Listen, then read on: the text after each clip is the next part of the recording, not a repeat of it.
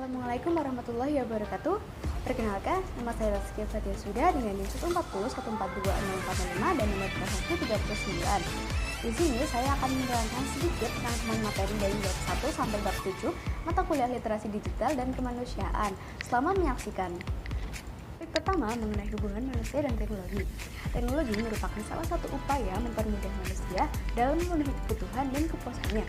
Hubungan antara manusia dan teknologi sangat erat mengingat bahwa manusia sendiri merupakan pencipta teknologi itu.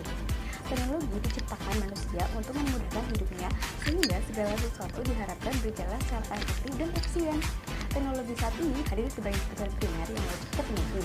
Teknologi sendiri diartikan sebagai bentuk kreasi manusia yang terwujud lewat alat juga teknik tertentu yang hasil kerjanya mempermudah pekerjaan manusia. Contoh paling mudah untuk teknologi yang sering kita jumpai dalam kehidupan sehari-hari adalah handphone, televisi, internet, dan lain sebagainya. Meski teknologi pada dasarnya mempermudah pekerjaan manusia, tetapi teknologi juga memiliki dampak positif dan dampak negatif bagi kehidupan manusia. Dampak positif dari kemajuan teknologi dapat dimanfaatkan diantaranya dapat dilihat dari terbaginya beberapa bidang berikut. 1. Bidang pendidikan. 2. Bidang kesehatan. 3. Bidang transportasi. 4. Bidang bisnis. Teknologi turut memunculkan sejumlah dampak negatif yang merugikan. 1. Pelanggaran hak cipta. 2. Kejahatan cyber. 3. Penyebaran malware. Topik kedua yaitu konsep dan pemanfaatan Internet of Things and Big Data. Secara umum, Internet of Things merupakan konsep di mana objek tertentu memiliki kemampuan mentransfer data melalui jaringan tanpa interaksi manusia ke manusia atau manusia ke perangkat komputer.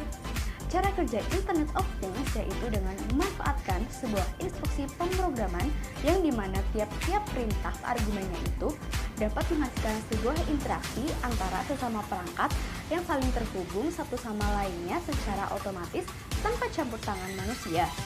Manfaat utama dari Internet of Things adalah ketercapaian efisiensi, efektivitas, dan konektivitas. Kelemahan Internet of Things yaitu internet aman yang lemah dikarenakan karena adanya cacat dalam beberapa aspek IoT. Data adalah istilah yang menggambarkan volume besar data, baik terstruktur maupun tidak terstruktur, yang membanjiri bisnis sehari-hari. Namun, bukan jumlah data yang penting. Data dimanfaatkan dalam mengambil keputusan penting dengan cepat dan menghemat waktu. Di samping itu, pengelolaan data dan sistem informasi yang tepat juga dapat mendukung komunikasi serta produktivitas perusahaan menjadi lebih efisien. Dan untuk memahami kondisi pasar, karena kondisi pasar akan mudah berubah sewaktu-waktu, sehingga dengan big data ini diharapkan mampu melihat perubahan tren pasar dengan cepat. Topik selanjutnya adalah konsep dan pemanfaatan Artificial Intelligence. Artificial Intelligence atau AI adalah kecerdasan buatan dari cabang ilmu yang ada di bidang komputer, yang isi di dalamnya lebih menekankan pola pikir dan bekerja pada manusia, pengembangan dalam hal intelijen mesin, dan lain sebagainya. Kecerdasan buatan atau AI memungkinkan mesin untuk belajar dari pengalaman, menyesuaikan input-input baru, dan melaksanakan tugas seperti manusia. Dengan menggunakan teknologi ini, komputer dapat dilatih untuk menyelesaikan tugas-tugas tertentu dengan memproses sejumlah besar data dan mengenali pola dalam data. Contoh penerapannya yaitu seperti pemecahan suatu masalah, pengenalan suara, dan lain sebagainya. Topik berikutnya, konsep dan pemanfaatan e-commerce. E-commerce adalah penyebaran, penjualan, pembelian, pemasaran barang dan jasa yang mengandalkan sistem elektronik seperti internet, televisi, atau jaringan komputer lainnya. Manfaat e-commerce adalah mempermudah pemasaran dan promosi barang atau jasa, memperluas jangkauan calon konsumen dengan pasar yang luas, mempermudah proses penjualan dan pembelian, serta mempermudah pembayaran karena dapat dilakukan secara online. Contoh dari praktek e-commerce adalah 1.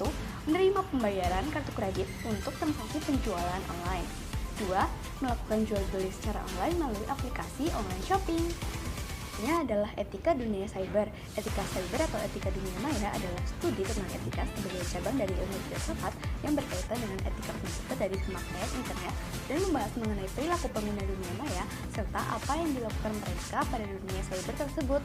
Pada etika cyber, kita dikenalkan dengan beberapa hak antara lain hak solitude atau hak untuk tidak diganggu atau diusik dalam kesendiriannya, privacy, hak untuk tidak dimonitor dan diawasi secara berlebihan, Dan hak intimasi, hak untuk mempertahankan kenyamanan informasi individu yang terjaga kerahasiaannya.